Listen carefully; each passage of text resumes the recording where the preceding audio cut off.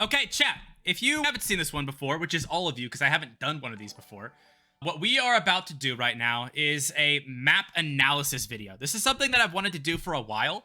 I think the last great frontier when it comes to the skill ceiling of what competitive Crunker is players taking a look at their VODs and thinking about their matches and thinking about the maps that they play and the situations that they're in a larger sense, right? It can get so easy to get wrapped up in your movement, to get wrapped up in your gunplay, to play every single point per point, minute per minute, second per second.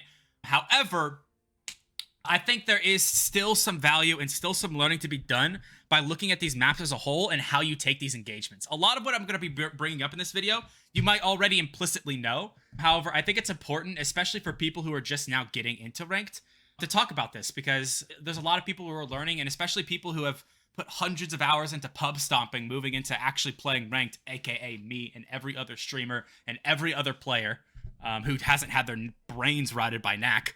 It's a huge different pace, right? It's its own beast, and I think it's a really big step for a lot of players to take when they start thinking about their matches in that sort of macro sense.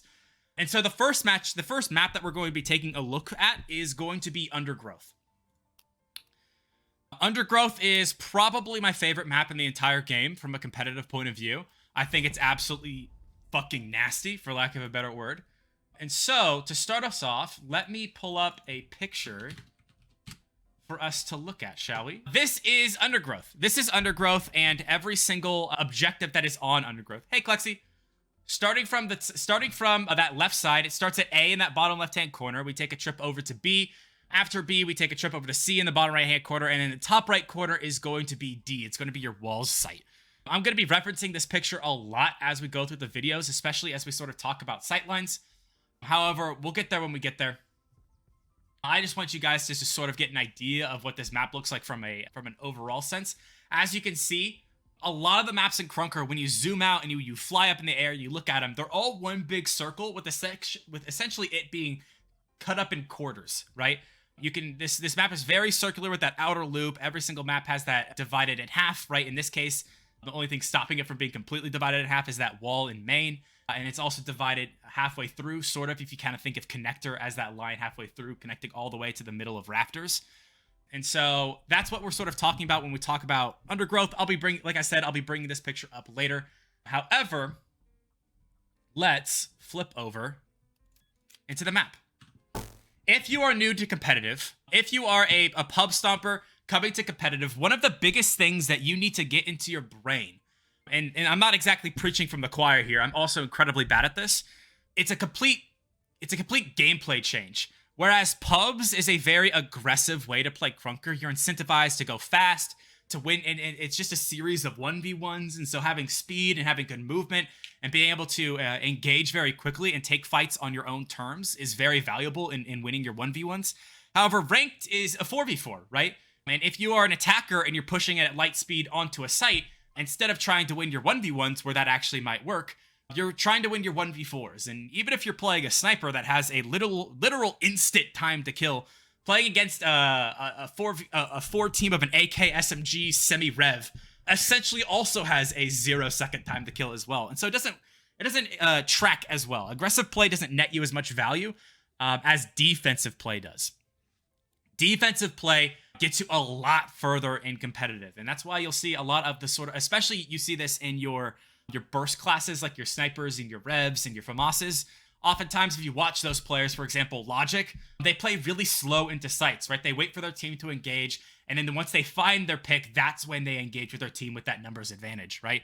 And so the first thing that you need to sort of shift your mentality into is thinking about these points from a defensive point of view and structuring your attacks based off that. And so everything that I'm going to be talking about when it comes to attacks is in response to how players would defend it, right? Defense is the key thing when it comes to competitive. So, to start us off, let me pull up my notes. Not to brag or anything. This is what my notes looked like. I spent an hour and a half off stream writing all of this down for this stream. So we got a lot to talk about. It's gonna be a bit of a long segment, but if you can't make it for all of it, I'm gonna be turning this into a YouTube video as well. So you'll be able to catch it there on !YouTube. So, to start us off, when it comes to attacking our A site here, you have 3 different ways of attacking A site. in general? Does anyone think they know? Anyone in chat think they know the 3 ways of attacking A site? Through the tunnel thing. Yep, through connector. Back, front, and next door to the next going to the second point. Yeah, through ramp, and through back. Okay. Yeah, exactly. I'm going to use some different terminology. The callouts that I use are ramp, connector, and round. And so here is ramp, right? Here's one way of pushing through A. Here is round, since this section right here on the map is very round. You can push A from round, and this is commonly referred to as connector, as it connects main to A. Those are the 3 biggest ways of pushing into A. So let's talk about connector first, because I think connector is the more interesting of the 3 personally. If you're an attacker pushing through connector, you could do it one of 2 ways, right? You can slow play your attack through connector, right? And so if you push in slowly through connector, you can wait right here and you get a very nice option to have a very nice attack against this box against defenders, right? You maintaining this high ground, maintaining this cover across this wall allows you to take this fight on your own terms against this one defense in general while denying any value from anyone sitting anywhere else on point. Fast play through connector can bring you right here at this portion of connector, essentially being able to for you to take this very isolated fight against people defending here in corner, as well as you can sort of predict and jump peek this box right here and take defenders by surprise if they're standing right here behind this box. So you have a lot of different options here through connector, and then once you do find a couple frags, it opens up to sight, and you have a very, very quick sight line. Playing slow through connector nets you a lot more results, right? Playing through fast opens you up to a lot more, right? Anyone who's defending from here can simply just rotate and then use this box as cover if you try to play fast, right? They can also try to pressure you from this wallbang spot as well. Whereas if you're standing up here on this high ground, you're really taking a very isolated fight, minimizing the amount of area that defenders can push you from by keeping the sightline incredibly small, right? It doesn't net a whole lot of value if there's no one standing over there in the back sight by that box. However, that still gives you informational value to calm to your team. If you know no one's sitting there in that back box and you have someone pushing in from ramp, that allows them to push in very aggressively, knowing that there's no one going to be shooting them from behind the back, right? Connector is always a push that you're going to be seeing from a lot of pros when it comes to pushing into A as an attacker. Because even if you get no kill value, you get a lot of informational value just because you're able to spot a very powerful defensive point on this map. The other way you can push is from ramp, like we talked about earlier, right? You can slow play ramp from right here and get a very nice sightline from looking at hut, right? If there's any defender sitting here through hut trying to get a sightline on ramp, on round, or on site, you might be able to abuse that if you take this fight here from ramp. You can push in and play slow right here by this wall and get a very nice isolated sightline against anyone sitting here. This is why connector and ramp have such synergy together as attackers, right? From connector, you can spot the biggest weakness of ramp pushes, which is this box right here. And from ramp, you can spot the biggest weakness of connector pushes, which is this box position right here. It also is a completely almost 180-degree push, which forces defenders to take one of the fights instead of both. There's a lot of value to be gained from pushing from connector and pushing from ramp in general. Playing fast from ramp, you can either rotate over to hut and get some nice sight lines onto site. If there's a prolonged fight, you can push through hut or push directly onto site and start challenging, right? If you're pushing from ramp, you could do something sneaky like pushing in immediately right here, jumping in, and immediately prepping yourself for a 180, right? If your attacker from connector calls out that there's a person standing right here by this box, but they die in the process, that's a very easy challenge for you. And so that's why you see pros push from these two sites most often, right? You will see pushes from round, and we'll get to the strengths and weaknesses of when it comes to round, but connector and ramp specifically have a ton of synergy together and have a lot of value when combined as two. I'm missing anything else. Can convert into a strong ramp side, box side attacks. Yeah, we talked about that. Perfect. Moving on, round, the last sort of area that attackers have to push from. Slow play, again, you can sort of challenge hut from here. If you're able to take a hut defender by surprise, you can get a lot of value. Taking them out denies a lot of crossfire that the defenders want to push up, right? If there's defenders sitting here, that's quite a big investment, as it's very easy to sort of very fast push and challenge, take them by surprise, and if they're not watching one of those angles, they're a very easy kill. And so slow pushing that from round is an option of doing that. You can push up to this corner right here, This sightline isn't as valuable, right? If you're a defender hiding right here in this corner, you can just hug this box and deny any value from people pushing from round. If you're going to hide right here by this block, it's not the greatest positioning as a defender. I don't recommend it, but this also denies any value from round as well. If there's people fighting in the middle of sight, like in the middle of a fight, round is typically a pretty good late push. And so if you get killed very early on and your team is taking a 3v4 and you finally get back to sight, pushing from round is a great way to set up a crossfire and take advantage of a very messy fight. Because oftentimes when fights develop over here in Undergrowth, they're going to develop towards the center. However, other than that, you're pretty much forced to take a very fast push. However, the difference is pushing from round than pushing from ramp is that it's a lot more open. And by the time you're slide hopping right here, you have a very nice sightline of checking if there's anyone in this corner. And if you have teammates that are pushing from connector or teammates that are pushing from ramp, they can give you that info to know who you are going to jump onto, right? And so as round, you get to make that decision whether you jump onto site and look right to check if anyone's hiding behind this box, or jump onto site and look left, right? Both of those can net kills. Both of those can net value. I will say I think pushes from round generally is the weaker of the two attacks, but combined well with your team can still net a whole lot of value. All right, defending. Give me ideas, chat. Chat, another chat participation time. Where, as a defender, are you going to be sitting?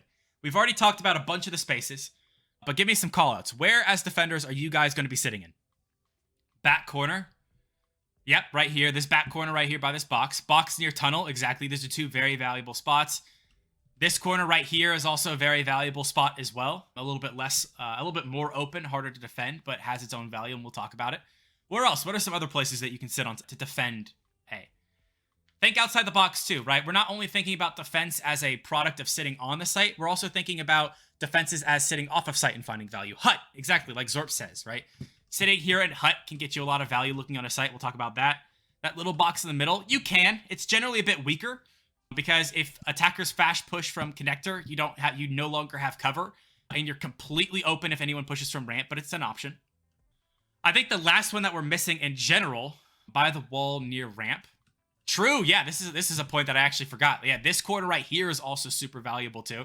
Fulfills largely the same role that sitting right here in this corner does, but brings off the sightline, denies damage from round, and can also take fights from connector as well, and then punishes people who push in from ramp because you can sort of get a nice little shots from behind. Connector is also a really great place to defend as well. And so just like we started from connector in our attacks, we're also going to start at connector for our defenses. Connector is obviously an offsite defense. You're not going to get objective value sitting here, meaning that you're not going to get points for your team, right? You can get kills, but those kills don't mean anything because if you're not sitting on site, you could still technically lose the game. However, there is still a whole lot of value to be earned. And if you were sort of tuned in while we were playing ranked earlier, you saw me use a lot of the positional value that connector has, because as a defender, connector is one of the biggest sort of positional power points that you want to be sitting on or have someone sitting on at all times. So if you're going to be challenging from connector, typically you want a lot of your burst classes to be here. Someone who could take fights quick and decisively, right? Having your AK or SMG here can still find value, especially in finding chip damage, but you are pretty open to attacker pushes. There's not a whole lot of cover for you to do here. You're mostly going to be just jiggle peeking left and right just to try to find value. And so having your sniper there, having your Rev there, having your FAMAS there can usually find a little bit more value than having your AK, your SMG, or your LMG there. Semi as well. I forgot Semi. Semi can also be here and pose a very powerful threat as well. The reason why connector is so strong is for one really big reason. Does anyone think they can hit it? Does anyone think that they know why connector itself is strong? It's a bit deceptive. Baiting onto site. Yeah, that's a big one. Comms is another huge one. There's a lot of big reasons, right? We talked about the lethality version of it, but I think I know what you mean, General, by baiting onto site. Because even if you take a fight here, and you're able to find a kill, or even if you're just able to find damage, you're able to just simply rotate off and rotate behind this box, and you've completely denied so much value from the attacking team pushing into you, right? You're able to combat to your team, just like the Falth said, and now your team knows that there's going to be people maybe pushing in from connector. If they're not going to be pushing in from connector, they're definitely going to be pushing in from round because your connector defender would have been able to see if they were going to go ramp. And sitting right here makes the enemy team have to push all the way down site to try to re-challenge you, right? Even if they got you low, if they're trying to pick up this kill, they have to go all the way down site and then jump either on top of this box to get it, which leaves them open to everything on site, or play it a little bit slower and then peek out and try to find you right here, which still leaves you open to a whole lot of value. Still leaves open to a whole lot of value. And you can stand on the little ledge on that pillar next to the back. That's what you use to counter. That little ledge on that pillar. Oh, this right here? Yeah. We'll talk about that too. And so this connector right here is incredibly valuable because even if you don't find kill value, you're able to see if defenders go ramp, right? If you get pressured out and you go through connector and they don't push through connector, you know that they're going to be coming round. You might find kills. And so there's a whole lot of value even in dying. There's a whole lot of value in connector. Dying in connector is rarely a value lost to death.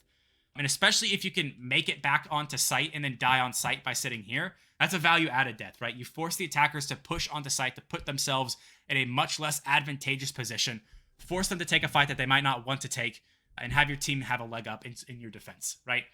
Which leads us to our next position right here. Obviously, hiding behind this box right here has its own value in and of itself. Again, we already talked about the value that it adds to defending against connector pushes. However, typically every single time you're going to be sitting here, you're always going to be looking down this sight line right here, defending against ramp pushes. If you're already looking this way, you can't be taken by surprise. A lot of value to be added. Additionally, if you're standing by this box and you know that there's pushes at connector and you know that they're playing slow, right? If they're playing up here or they're playing down here, something that you can do even as a weak defender, right? Even if you took that fight in connector and then walked your way back down, is you can jump peek this box, right? Immediately jump peeking this box allows you to find value from anyone playing over there by this corner. And then you can jump on top of this box. And if you know that they're going to be pressuring your teammate over there in that corner, you can immediately jump around and challenge them at the top, right? It's not something you can do very easily as a solo player, right? These are things that are best inflicted as a team. However, it's options, right? You try that and then get bopped, right? But it's still options, right? And that's what we have to consider at the end of the day, right?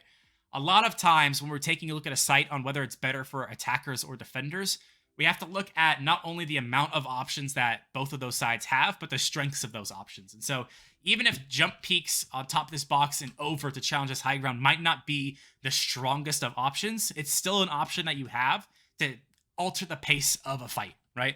And it's something that you could sort of mix in and keep in your mind as you play around this site as a defender. Another set you can hit is this ramp side box right here. This is a nice sight line that you can sort of get a nice peek onto connector. I would say this is you generally have a harder time challenging connector as connector has challenging you, just because the cover from connector is that much stronger against you. However, even dying here, you're still sitting on point. You're still gaining value. And dying here, you're still able to calm to your team, and they're able to take that fight off and sort of take the fight in your own terms, alter the pace, and sort of quicken it up, never letting the attacker sort of get that sort of upper hand, letting them settle. Hut allows you a lot of very juicy options when it comes to defenders, right? Not only do you have a very nice sight line on ramp, one of the biggest pushes onto site, a very nice sight line on round, another big push for attackers. However, mostly what you're going to be doing is sitting backside here and having the world's greatest crossfire onto Undergrowth A. This crossfire right here is exceptional just because if anyone pushes in through connector and then tries to challenge in right here, everywhere that they stand to take this fight, as soon as they commit to site, is absolutely just pickings for anyone sitting over here in Hut, right? It doesn't matter who you have sitting here, right? Generally, it's a better idea to have your burst classes there, here sitting in Hut to defend your site, but even AKs and SMGs can find value here just because they're able to just completely fire from a side that the defenders have no right defending from, right? If the defenders are going to be committed to attacking people here in the corner, to be attacking people here behind this box, behind that box, they're not looking at you, which allows you to have an uncontested fight against them, right? A whole lot of value to be earned there. Am I missing anything else? Oh yeah, what other way to defend? Anyone know the other way of defending Undergrowth A? It happens all the time, even though you might hate it. Even though you might hate it. What's another way of a legitimate way of defending A? I'll give you a hint. It's 3 letters. Offsite. Yeah, offsite and other names. Flanking. I'm looking for TDMing. I'm looking for TDMing here. TDMing is an incredibly viable strat here. TDMing is a strat that falls off when you're losing. However, when it just starts over here on A, no one's losing, right? You start off 0-0, and so generally you're still going to be within 100 or 200 points at any moment when you're defending. And so TDMing, finding kills outside of sight, completely removed from the fight at all, is a great way of finding defensive value, right? Regardless of whether you TDM or not, you still have to consider the fact that this is still an option for you. And some teams take full advantage of this, right? And so, as we pointed out earlier, right, sitting right here on this high ground, using this wall as cover is great ways of denying pushes from happening if they ever spawn over here at D, right? You can sit over here by Fountain. This is a position we're going to talk about a little bit at length when we talk about B, and deny any value from anyone trying to go ramp. You can sit over here by these boxes, deny anyone coming from round. It's a little bit less common, but like sitting over here is a great way to deny some space, even though they don't come here that often. A lot of different ways to challenge this site, and TDMing is one of them, right? If you can stop a push before it starts, you have a much higher chance of winning that fight. And especially on something like A, that's very flip-floppy. Very often in competitive matches, you'll find that Undergrowth A switches hands very often between attackers and defenders. Being able to take out an attacker before they even make it onto site is a great way of preventing that flip-flop, right? And so it's something else to consider, right? That strat doesn't, the TDMing strat doesn't get you as much value on other sites as it does on A, but it's still something to consider. Moving on, B. We're going to do the same thing. As an attacker, what are your options, chat? As an attacker, how do you push this point? Ramp and mid, period. End of sentence. Those are your only two options. Everything that you do past that, it all stems right back to ramp and mid, right? There's no cheeky flank that you can do through connector, right? You can't jump over walls like you can in Sandstorm A, right? You are forced to either push from ramp or from main. Those are your only two options, which makes Undergrowth B a very, very important site when it comes to defending. Undergrowth A is where you start to gain a lead. The better team starts to win on Undergrowth B more often than not, and it's because attackers have fewer options, and a better defending team is able to abuse those options, right? And so when we start to consider this is where you as an attacker really need to coordinate your pushes, strategize with your teams, and push as a unit, because if you try to solo push, you're not going to find nearly as much value, because if the team that is defending sets up correctly, you're almost not even going to have a shot. It's going to be easy dubs, exactly. So, let's talk about one of those options. Let's talk about our attack from ramp. Let's talk about our attack from ramp. Again, you can either slow push this attack, or you can fast push this attack. Slow play allows you to challenge this blue box, right? You can challenge across this wall and find anyone side peeking this blue box from the right side. You can also challenge this from hut. Another way of challenge that from a very long range. You could push to this box right here and maybe take a fight. Whoops. Hold on, let me zoom out a little bit. Maybe take a fight over there by those double boxes. Maybe peek out a little bit more and also finding those blue box. Generally, if you're going to slow push this, you're going to have a lot more value if you're that semi class, if you're that sniper class, if you're that rev class. As an AK or an SMG or an LMG, you lose too much value from your damage fall off. And it's just going to be a very easy job for defenders to take advantage of that. They can pretty much ignore you as a threat in general or rotate around you. And so if you're going to do this, it's generally going to be your semi-autos, it's generally going to be your snipers, it's generally going to be your revs. Fast pushing this site is its own battle. If you're going to fast push this site, you're committing to a very long, very straight period of a map that is very easy to counter if you're simply just standing here or standing here, right? Or God forbid, you're standing right up here, right? Pushing from tunnel for the entirety that you're pushing from tunnel puts you in a very bad spot defensively as an attacker, because you have no cover. You're essentially running into a straight line. At this point, you almost want your bait, your LMGs, or your very low health, very burst classes slow pushing through here. Because if you're going to be pushing S4 as a team through this one push, if the enemy team expects it, you're very weak all the way up to when you get to the point. And then you finally have some options for cover, right? If you're going to push into this point, right, as soon as you break this point, then you have options to go these triple boxes right here, which isn't that great because you're open to anyone flanking from mid. You can push right up here towards the site and use the site as cover. This kind of site is what I consider to be a patio site, right? These are all over competitive, right? It's these raised ground sites. And very often you'll see attackers abusing these patio sites as raised walls right here as cover, jump peeking to find value, waiting for their team to engage with them. You can jump in and then rotate around. It's a bit long, but it can set up a nice crossfire. Of course, you could always push into sight up this ramp directly onto site, challenging right here, or you can push into pillars, trying to deny value from the further off portion of the objective itself. However, it's a pretty open and weak push in general, right? You still need people pushing from there because it's very hard to have a successful 4-man push from only one of these ways of engaging. However, committing to the site and having your big committers like your AK and your SMG, you're generally going to have a harder time pushing from that ramp. You might have an easier time pushing through main. Is FAMAS worth using? Yeah, FAMAS is one of those classes that I consider to be one of those burst classes, right? And so having your FAMAS pushing in from tunnel and finding those one bursts is a really, really great idea of putting yourself in that advantageous position, right? The way that you make a tunnel push work for you is if your sniper, your semi, your rev, or your FAMAS finds that opening kill and allows a much easier time for your people pushing in through main to engage onto this site, right? And we'll talk about the strengths of main here in a second. But the whole idea of tunnel right here is finding an opening frag, right?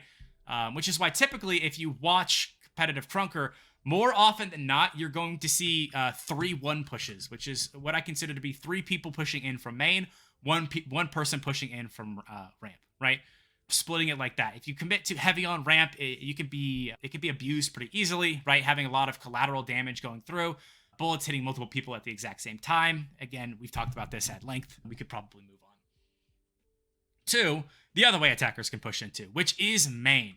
So if you're going to be pushing in through main, you have a couple of options. If you want to play this slow, you can play all the way back here and have a very, very nice sight line on anyone trying to challenge from blue box. You can do the exact same thing here if you're like something like an AK or an SMG who doesn't want to sacrifice too much damage at range, and then shoot from here for that exact same sight line. You can slow push in a little bit along this wall and then like hug this wall, even if you're fast pushing, to jump out and have an immediate sight line there. Additionally, if you're going to fast push into this site, if you push in, you have a lot of options, right? You can immediately push into site with one moon jump, right? From main. You can push in, use triple boxes as cover as you rotate around, and then push in from site from behind. It's a little bit longer. However, setting up that crossfire could be valuable.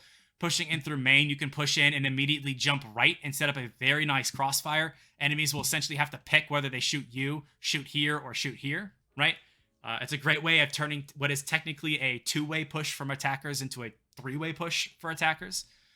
However, more often than not, you're going to see attackers who push in through main, jump onto site, and start to cause hell, right?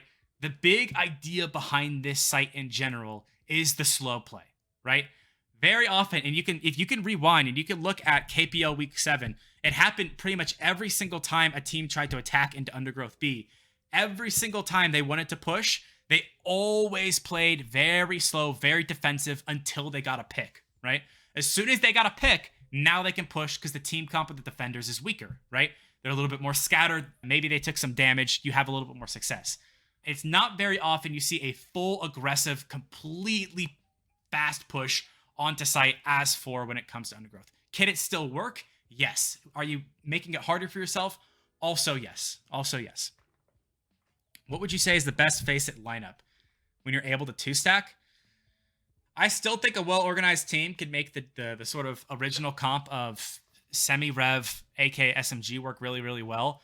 But double LMG is so strong and is such a pain to counter against 2 people who know how to play LMG.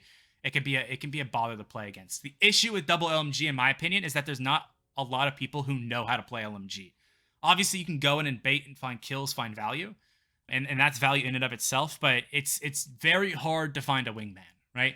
It's very hard to find even half of a wingman to play LMG on your team. But if you have 2 LMG mains on your team, double LMG is so utterly strong because it completely throws out, like, if you have double LMG as attackers on this map, you don't really need to slow push anymore, right? You can have your LMGs run in, immediately challenge point, and be a presence that the attackers have to respond to, while your burst classes, right, your AKs or your snipers or your revs, they can sit back if they want to, or they can push in aggressively as well, right? And be an aggressive threat, right? Double LMG just gives you so much more freedom.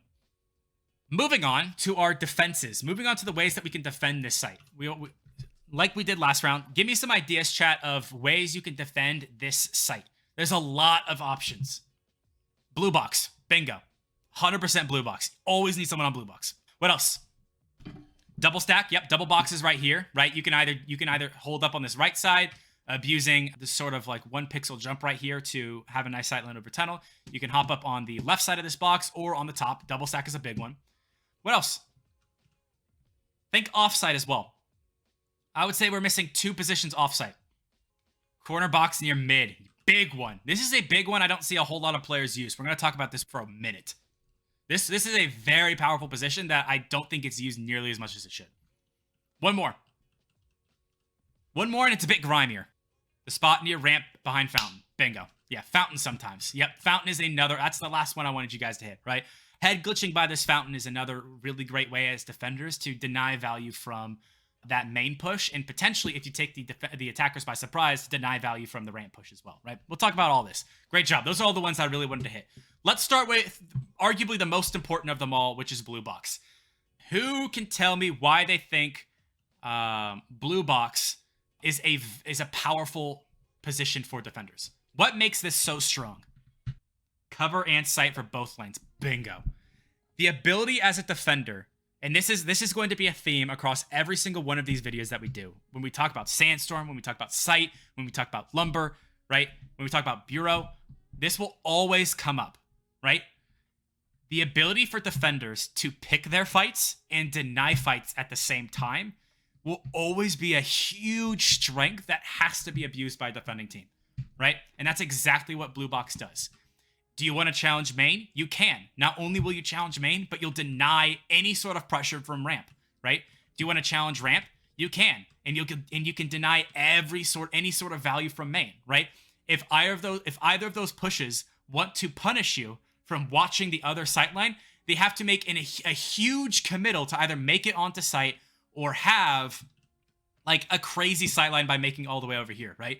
You make the attackers have to make a move to challenge you if you're watching the other side. You deny a fight from one half of the map and take a fight from the other half. It's really, really great cover, and that's the biggest reason why, right?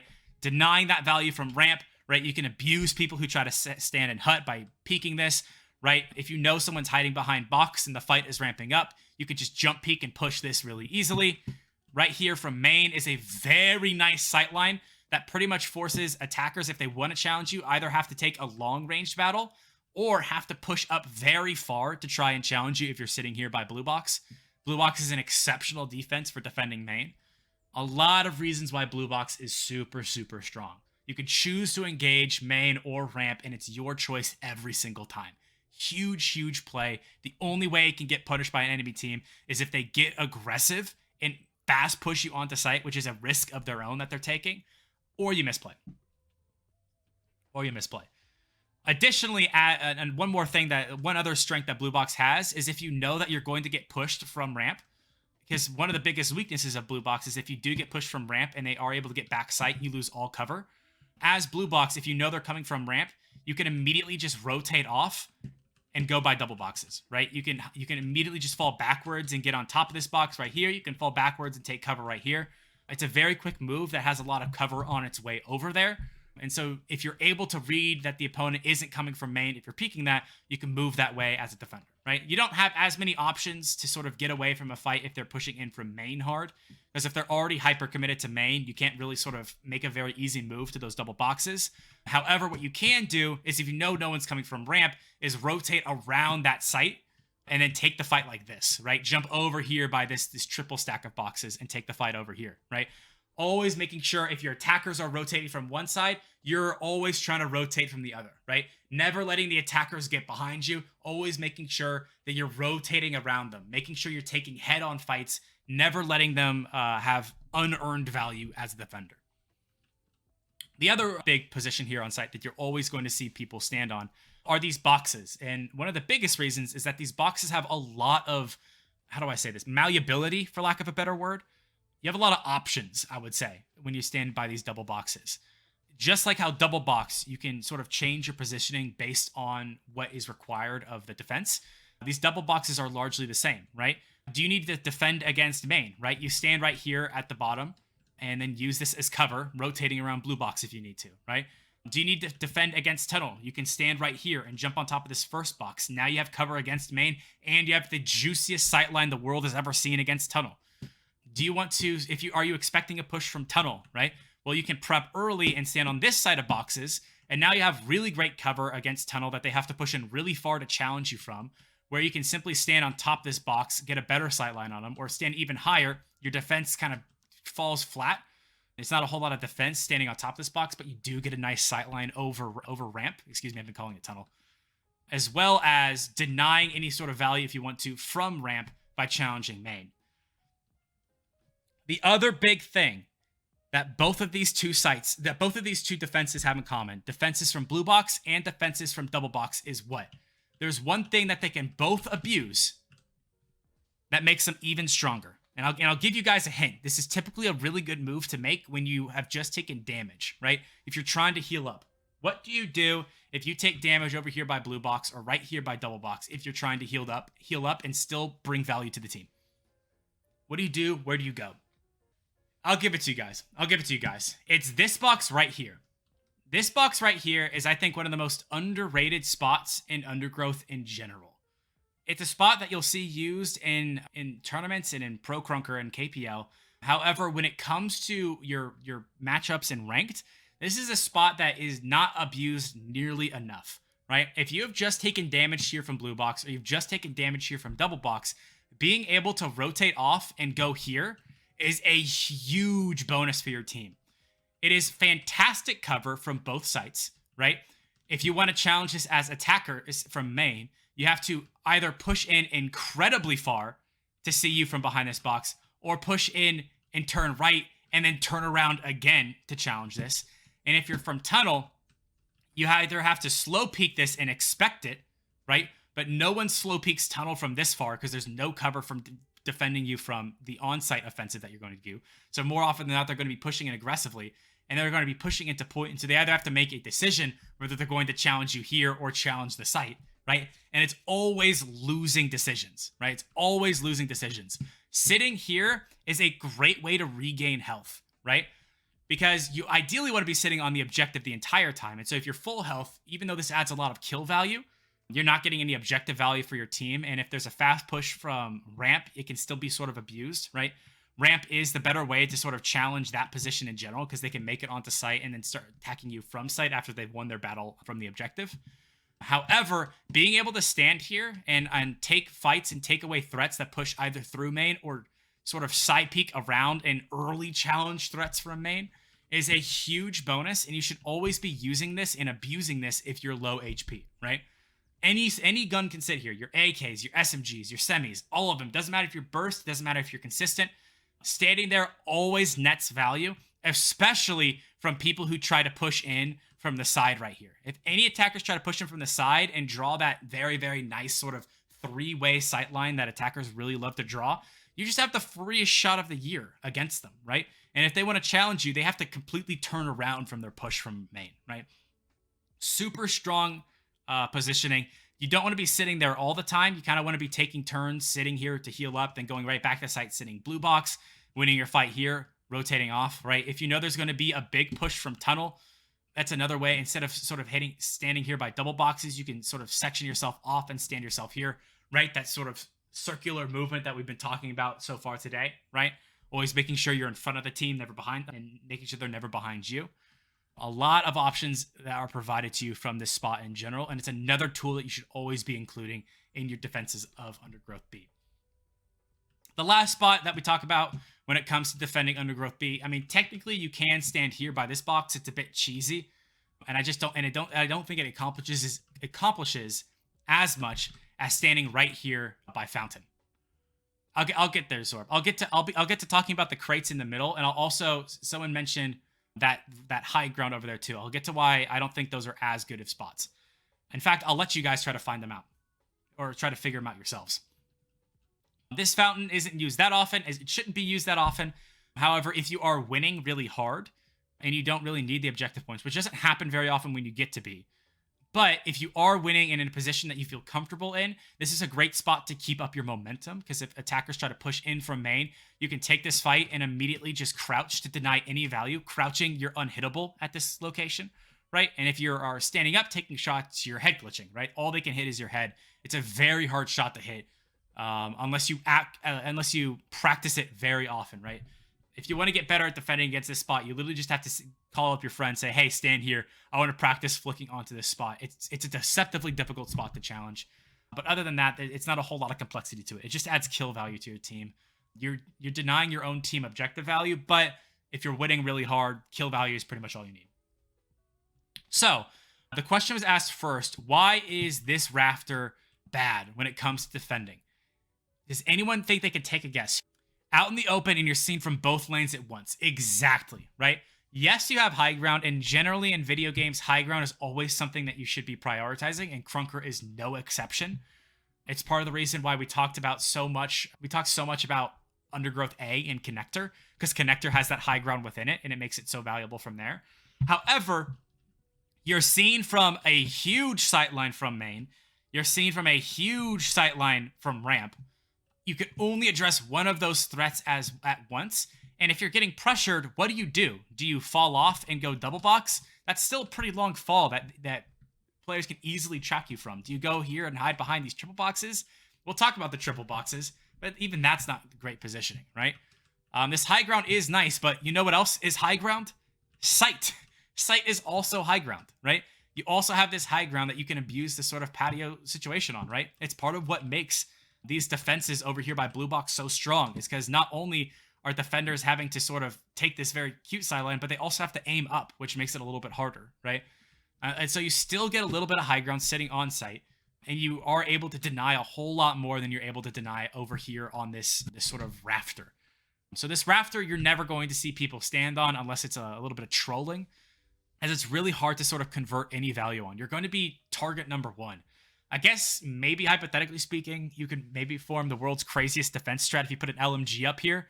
And as soon as the LMG starts getting pressured, your entire team jumps off of point to attack who's attacking your LMG. But we're talking about cheese at that point. We're talking about an incredibly organized, very quick reaction time strategy that you'd be better off playing and other things. You generally don't want to be standing here. Avoid this at all costs. Triple boxes. Triple boxes. Let's talk about why triple boxes are not as great as defenders. I would say triple boxes. It's a little bit harder to tell. Triple boxes are, in my opinion, a worse blue box. And it's not close.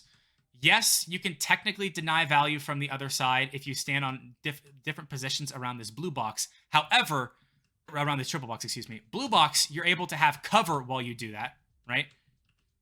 You can sort of provide yourself cover as you challenge main. Not only cover from ramp, but you can also cover yourself from main by just backing up. If you challenge ramp, you have cover from main, and you can also have cover from ramp if you decide you're getting too much pressure there. If you're standing here at double box, right, if you want to challenge ramp right here and denying any pressure from main, you have to stand really far forwards, which denies you any sort of defense from pushes from ramp. It's very open position for you. It's not where you want to be. And if you want to challenge main, it's almost no defense from main either, right?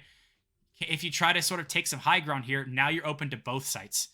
Typically, using these triple boxes is a sort of, you never want to stand here and use it as a defense. You want to use these triple boxes as a pivot.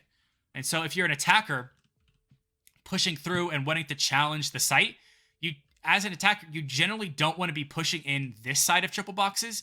You kind of want to be pushing in from this side of triple boxes, right? Because across this whole point of it, you're denying value. You're denying headshots, right? And then you can push on the site, right? If you're a defender and they're pushing in from main and they're pushing in from this side, right? You can hop off of blue box and then rotate around these triple boxes to try and challenge this, right? You're never using this as cover. You want to pivot around it, right? Think of triple boxes as the center of the map that you're rotating around as you are defending against attackers and as attackers are attacking around defenders, right? You never want to stand on it. You don't want to stand on the pivot, because if you stand in the middle of the circle, you're getting shot from all sides. That's typically why you're not going to see a whole lot of people stand in that middle position, right? If you want to have a nice sightline against main that attacks a lot more of, like, if you in everything that the triple boxes does, other positions on B do better, right?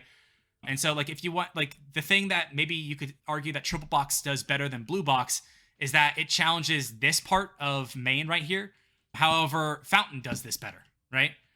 You could make an argument, I guess, that this side of triple box challenges this corner of this box easier, but why are you challenging that in the first place? If a defender is sitting here, they're getting no value, right? And they have to peek out to find value, and you know what does that better? Blue box. And you know what blue box does better? Everything. And so it's really just, you have much better options when it comes to defending your B. Okay, I'll be right back. We're going to talk about C next, but I need to go get some water and I need to pee. BRB, don't leave. Alrighty, I'm back. So, I've mentioned it a little bit before, but this is the point that I want to actually make a focus on this. One of, in my opinion, the most underrepresented skills in this game. And what I mean by that is it's not like no one does this. People do this implicitly, but it's not talked about. And it's one of the biggest weaknesses that I see in defenders is rotations, right? And we've talked about this movement all day today, right? As attackers are pushing in from this right side, you as defenders are rotating around as well, right? Defenders reactively moving around the attackers as the attackers try to proactively get angles on on defenders, right? We talk about this. We've talked about it a lot in many different positions around the map so far, especially when it talks about B. And in my opinion, that is no more true than when it comes to what is personally one of my favorite sites in the game, one of my favorite sites to play in the game to defend, Undergrowth C. Undergrowth C is the king of rotation. And we're going to be talking about rotations as defenders a lot when it comes to this site. But first, before we get to our defenders, we always start with our attackers first, because the attackers are the ones proactively making moves. So if attackers are going to be proactive, they got to choose first. So what are the options for attackers to push into site? Pillar, mid, heaven. Boom. Hey, claps in chat for Kim. They did it. Exactly. Some people call it pillar. I call it round. Some people call it mid. I call it rafters. Everyone calls it heaven because it's obviously heaven. Let's talk about tunnel first, right? Pushing into tunnel from round. Tunnel looks very similar to what site we've already talked about before. I just want to talk about visual similarity. Ramp, exactly. That's what I wanted out of you. Ramp looks very similar to tunnel. And that's significant. It might seem weird why I'm bringing this up, but it's significant because all the weaknesses that we talked about ramp pushes also apply for tunnel. Right? I know it's not one-to-one, but the weaknesses that ramp has also apply to tunnel in the exact same way, right? If you're an attacker who wants to commit towards a tunnel push, right, you have the ability to play it slow and peek around round right here, peek around pillar, to find value against people hiding by those double boxes in that single box. You can play up and find that exact same value, right? But if you want to challenge the rest of the point, you have to commit to a full push through a very narrow choke point that you have no cover while doing so, right? You have absolutely no defensive options as an attacker from these people right here besides winning your gunfight. And when it comes down to winning your gunfight, you can't rely on that consistently to be what carries you through your wins if we're talking about map theory, right? If we're talking about the strengths and weaknesses of a map, you need to be able to abuse the map to your advantage to help you get the leg up against your defenders, because the defenders will always have a leg up on you if you can't do that. And so, pushing through ramp is bad positioning. However, once you push the ramp, if you decide to fast push, now you have options. You have a couple options, in fact, right? You can use your speed to jump onto table right here and then jump back site. You can jump onto table and then fake it and then jump back into this corner right here and then take this high ground to challenge the site. One of the biggest ways that you can do this is you can push into the left right here and use table as cover and then take this corner and find value here. A lot of avenues open up to you when it comes to Undergrowth C rather than Undergrowth B, but you have to be pushing in through that tunnel. From point B, ramp looks very similar, but the push is different from C. Yeah, the push is different, but the weaknesses that ramp has as you push through ramp are the exact same weaknesses that tunnel has as you push through tunnel. Once you've pushed through tunnel, right, you're in a much better spot, right? Because now you have options. Now you can use the map. You can use the map geometry to your advantage. But while you're pushing through tunnel, it's just an incredibly open sightline for anyone who's sitting behind single box here, or using double boxes, or standing up here on this 1 pixel jump right here to take full advantage of, right? I agree they play a little bit differently, but because of their narrow nature themselves, they share quite a few weaknesses. Let's talk about the other main push that you're going to see attackers use, and that's going to be pushing in through rafters. I call this rafters because of those rafters right there. Other people will call this main because you can technically push in through main from it, but I like rafters personally. Rafters, you can play this slow and stand back here in this corner or up here by this box and get some nice value on the left side of this site, right? If anyone's trying to sort of pick you off right here, it can be a little bit difficult because sometimes their names won't pop up, or it'll be hard to see them between these pillars, but it is an option that you have. If anyone's sitting right here on the right side of this site trying to defend themselves against a tunnel push, you can take advantage of that by playing slow from rafters. If you push and quick through rafters, you have a lot of options that open up again, right? You can immediately cut right and go corner here and have a nice crossfire for your attacking team. More often than not, you're going to see a lot of attackers jump up onto table and then jump up backside and then find value through here by getting behind the enemy team, making the defending team now have to react to a 180 degree. Additionally, they can jump in table and then jump in right here through the mid site. You don't see this as often. It's a little bit weaker. There's no real reason to do this over just jumping back site, but it's another option you have. Sandstorm C for attackers is defined around fast, aggressive pushes.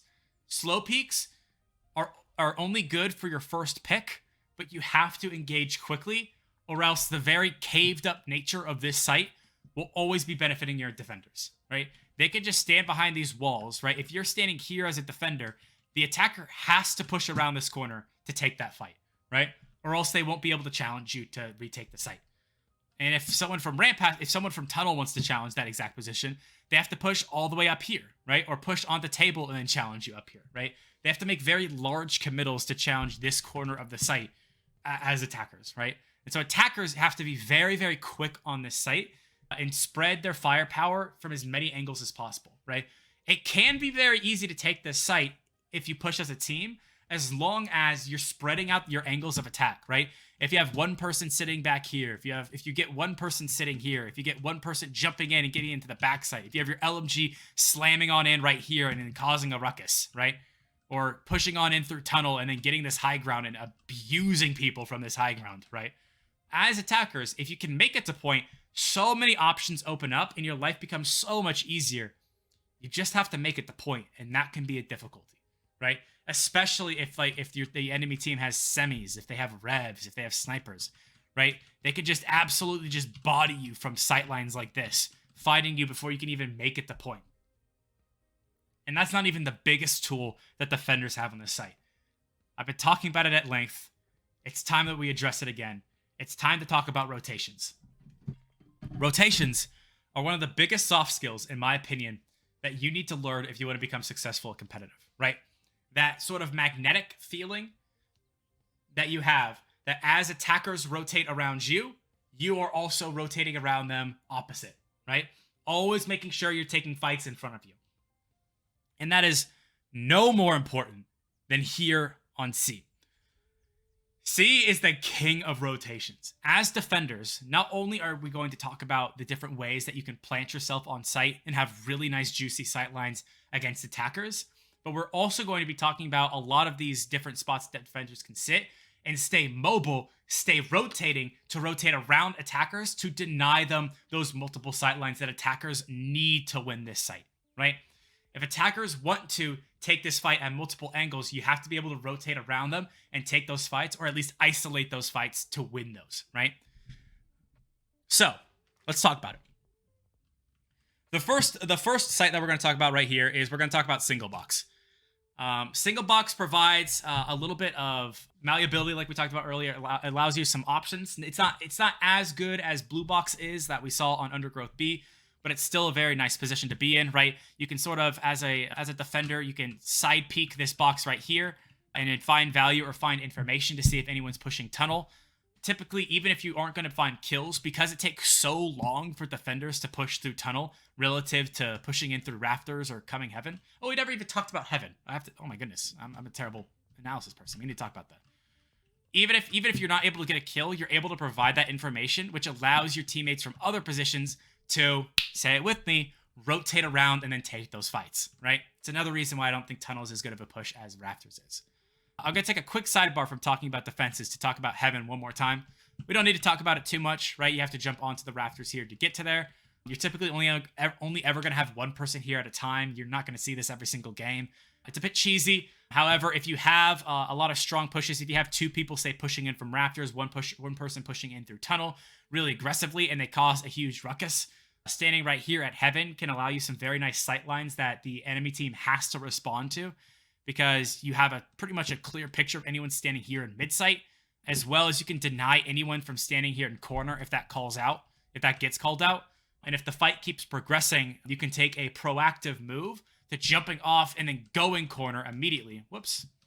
Jumping off and going corner immediately, removing the biggest weakness of Heaven, which is you have very little cover up there. And so if you see that the fight's starting to win, your best bet is to hop off of Heaven, go corner, or hop off of Heaven and play active and approach site, right? Not too much to talk about, but it's still something, it's still important to talk about because you still might see it. Back to defenders. Next, staying on this left side of site here, we're going to talk about double boxes. Double boxes, similar to the other double box that we talked about on B. Again, it's just very flexible. That's the word I was trying to come up with earlier. You can sit on this right side here and then jump up on this first box and then jump down to sort of get nice little sight lines on Tunnel. It's generally the weaker of the ways that you can sort of approach this site, just because it's a very open sight lane against you across Rafters. And there's always going to be people pushing in from Rafters. But if you do know that you're going to be getting pushed in from Tunnel, from single box, you could simply just rotate around to this double box right here and then start scaling to start creating a high ground, making the attackers look up, allowing your fellow defenders to have a sight line on an attacker that's not looking at them, and they'll have to flick a little bit further, right? It's a value out of death. Standing here is what you're going to see more often. This is perfect cover away from Rafters. However, it's a little bit open and exposed from anyone trying to push in through Tunnel. However, that's typically the least of your worries. Typically, you're going to see like your semi-auto classes, your rev classes, your sniper classes sitting here, because they can try to end those fights before they become a problem to you. Additionally, if you know that there's a push coming in from Rafters, you can then immediately have an incredibly strong rotation, an incredibly strong pivot, and climb on top of these boxes and have high ground over the site that those Rafter pushers are coming into, right? If you're pushing in through Rafters and you jump in on table and then push back site, or you jump in and then push site immediately, and you're trying to fight right here, or you're trying to fight the defenders that are standing right here, especially if you sort of clam yourself up against this corner, as a defender, having this high ground right here is just a free triple kill, right? It's a free quad feed even. Very, very valuable. If attackers try to go corner, it's a nice sight line over there.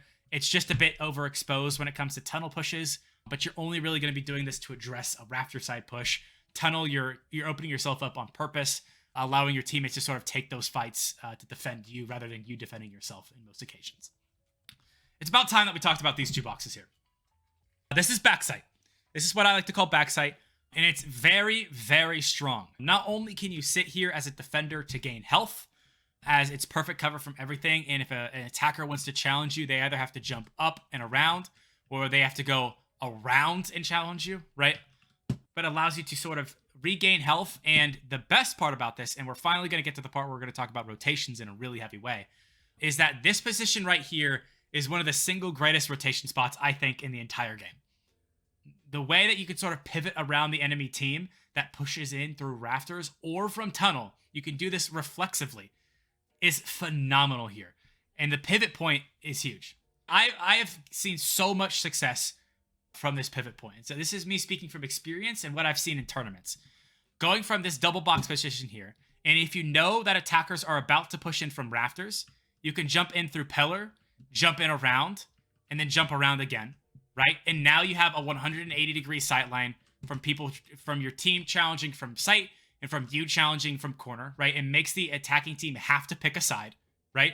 And if they're forced to pick a side, they're going to be shot in the back of the head by the other, right? If you know they're going to be pushing in through Tunnel, right? You can jump from here onto this pillar, and as they're pushing in through here, you jump behind them to get behind them, right? If attackers push in through Rafters and then push into this corner, then instead of taking this fight right here where no one has cover, You can then use cover yourself by jumping over around either on top of this pillar or around this pillar, and then rotating around these pillars using this as cover, staying mobile, staying circular. Your ability to leap off of this point and stay in circles around the enemy team is huge. If the attacking team is coordinated, then they'll fly in for an advantage corner by taking the 1v1 down. How do you mean? Like, are you talking about how like they'll immediately prioritize going here first? My opinion is, of this point, that it's very easy from this site to either play defensively and go back site to heal, or if you want to play offensively and then take fights, as the enemy team is pushing onto your site, you're able to rotate around and use cover and use the entire site to your advantage. Atsi and Bambino always pushed very fast backside, making it impossible for anyone to be back at box to stand a chance. Then their teammates peek double box, and it's mostly a 3v1 situation. Yeah, I agree, but that's why you don't do it when you see them turn this corner, right? That's why you always, like, you have those people here to find that information for you, right? Like this person that's sitting here is able to call out that they see people coming from rafters, and you pull this ahead of time, right? You do this before the push starts, as they're about to push into these rafters, right? And maybe they catch you, and maybe they catch you out. However, if you're able to sort of take these fights, and even if you're right here and you rotate around the enemy team, being able to rotate around these pillars is massive, and this is a huge step-off point for it, right? Being able to pressure down this person early is huge, but if you're making a huge committal to pressure down this person early, you're leaving yourself super open to this kind of a fire, right? And so if you do this enough, the enemy team could read, the defending team could just read you and fire on you there, right? Making that huge committal puts you in a bad situation against that half of the site, right? Now, granted, as an attacking team, you can then also rotate around the defending team, but that's what makes Undergrowth C so fun, is it's all about rotations, right? And if you're behind on the rotation, you're just dead. And so if you're going to go for a strategy where you prioritize the person sitting on those two horizontal boxes, that does get value. You see it all the time, and that's because the pros know how much value can be there if you let that get away, right? If you're not prioritizing the person that's there, people that stand here aren't just chained to this one sight line. They're able to move around, stay mobile, and take very, very many sight lines off of this. It's a really great jumping off point. And so it is a huge priority, but it forces the enemy team to take that fight. You're almost not given a choice, because if you give the defending team the ability to rotate around there, they're just going to run all over you. And that's why I think it's a powerful site, right? It's like the same sort of thinking of why I say Sandstorm D is so powerful, even though it's terrible to regain a lead there, or it's terrible to defend on site there, right? It's not terrible in a traditional sense. It's just it's such a strong site, because like the offsite, it's a very niche portion of it, right? The offsite defense on Sandstorm D is so utterly strong that it has to force an attacking team to respond to it, and so it becomes hard to regain a lead because you're sitting on point. Whereas in a mirror way here on Undergrowth C, you're forced to, as attackers, have to challenge those sideways boxes and commit players to those areas, because if you don't and you let that run away, the power of that position is too strong. Also, many times 4 people push and peek one corner each time, which is what wins the push in defenders. But it's harder to play that slow from this corner at all in general. You typically see players pushing in fast and then pushing in aggressively into these corners. Pushing in slow, it allows the defending team to catch you out and then start rotating around you themselves, right? But yeah, I mean, like, flushing out your corners and finding those kills early is possible. But if you're playing in slow, right, if you're trying to play in slow and then rotate around corner, if you have all 4 people stacking corner, it just allows, like, even if your person dies here, they're able to calm that out. And now the person that was sitting here on the defending team stands here and has the world's just nastiest sight line on the people that are rotating around that way, right? It's a game of pushes and pulls, and it's all about proper rotates, right? If your player gets focused here by these sideways boxes, then your players that are positioned here rotate around table, right? If your players that are being pushed out on the left side of the site here, your players that are pushed on the right side rotate around pillars to cancel around, right? The added cover of these 2 pillars and table right here is insane, and it can't be discounted. I think the fact that you have to address it speaks to its power. Moving on to our last site. Last site, claps in chat. It's only been an hour and 15 minutes. We'll do the exact same thing. What are your options as attackers? If you're an attacker, what are your 2 options of pushing in here? You can either push in from rafters here, from this avenue, or what some people like to call main, or you can push in from elbow. right? Once we get to no man's land, then we have a lot to talk about. We'll talk about how to open into this, but simply just pushing into it, you always either have to go from rafters or you have to go in from elbow, right? Those are your only two options. Once you sort of get into no man's land, your options open up, and we'll talk about that in depth, but you have to go through one of these two spots. So let's talk about them. Let's talk with rafters. And so here, you as attackers, you can sort of slow push this and sort of maybe get a cheeky little wall bang from anyone defending that left side of point right there. You could sort of peek around further, maybe push up a little bit more and see if you can't challenge anyone standing on this box right here on site. Slow peeking this gets you a little bit of value. However, it's really easy for defenders to take massive effect of that, right? Defenders standing behind here in pillars eat that up for breakfast, lunch, and dinner. And so if you're going to fast peek through this, you have a little bit of options, right? You can push in and jump off of blue box to make it into sight. You can simply walk into sight and challenge that 50-50-100. You can jump onto blue box and then jump over wall bank to try and challenge this, right? When it comes to wall sites like Undergrowth, the name of the game for attackers is trying to prevent the 50-50-100. And if you haven't watched one of my videos before or in one of my streams, what I consider to be the 50-50-100 is if you push into the middle of a wall site, into the doors of a wall site, you have a 50-50 shot of guessing which side the defenders are stationed in. Are they on the left side? Are they on the right side? And you have a 100% chance to be wrong because chances are they should be on both. And so as attackers, you're trying to eliminate that 50-50-100 as much as possible, which is why you see a lot of defenders jump over walls more often than not, because then they're able to sort of focus their sightline in one direction, having their back to a wall, denying any value from behind there, allowing them to take a fight directly head on. From elbow, right, you have a little bit more options when it comes to playing it slow, right? Again, you can stand right here and then hope for a wall bang.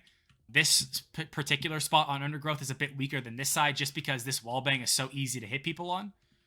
Additionally, you have access to this high ground right here where you can try and get a peek to see if there's anyone sitting behind this short pillar.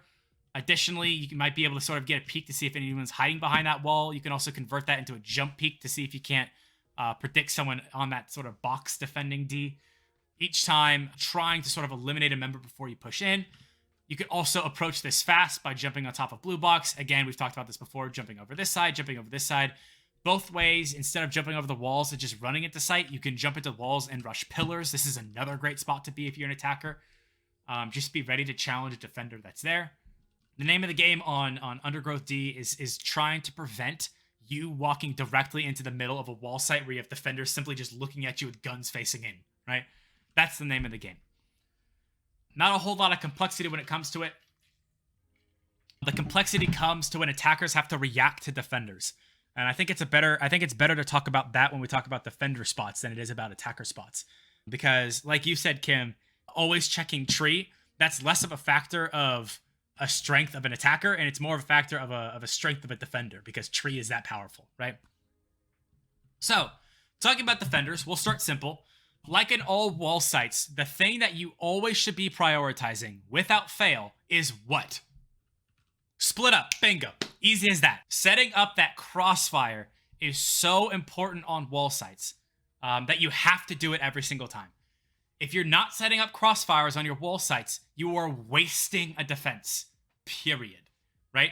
The whole reason that attackers are forced to jump over walls is because the fact that defenders are able to split up and form a crossfire is so utterly strong that it forces attackers to respond against that. And so, it's very important to have players on either side of the wall. It's important to have players in pillar. It might be important to have players over here by tree. Maybe if you're getting frisky, you can have someone sitting over here by box. We're talking about all of these positions.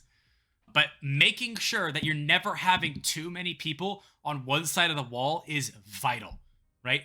Preventing clumping is the biggest thing that you always want to do. Always pre-fire wallbang corner. Yep, because that's how you try to get information as you push in, right? Trying to deny that 50-50-100. You're not trying to get a kill on that wallbang corner, but just getting damage lets you know that there's at least one person there and that you have to respond to that threat, right? It's about information. It's about communication, right? When you're pushing into a wall site, you as an attacker are at an information deficit. As defenders, they can play passively. They can wait for you to push into the wall because as you push into the wall, you're immediately at a disadvantage. You, as an attacker, have to make that first move and stay moving, stay mobile, and keep them guessing, or else the defenders will run you over. That's why wall sites, you will always hear this. Wall sites are almost always the most important site in every single competitive map. I can think of one exception, but even then, it's the second most important point. In Sight, in Undergrowth, in Sandstorm, in Lumber. Does Lumber have a wall site? I don't think so. In every map, wall sites are the most important defensive spots in the game. Except for Bureau. But Bureau is just a weird exception. So, let's talk about the different positions. We'll start from the weakest and we'll work up. This side of Undergrowth D is easily the weakest. It's still important to try and have people here, just because, again, splitting up, setting up that crossfire is so important. It is so vital.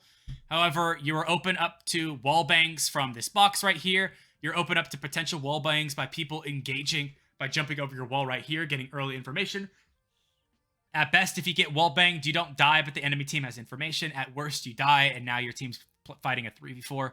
3v4s on wall sites aren't the end of the world. If it's easier anywhere in the map, wall sites are the easiest thing to hold 3v4.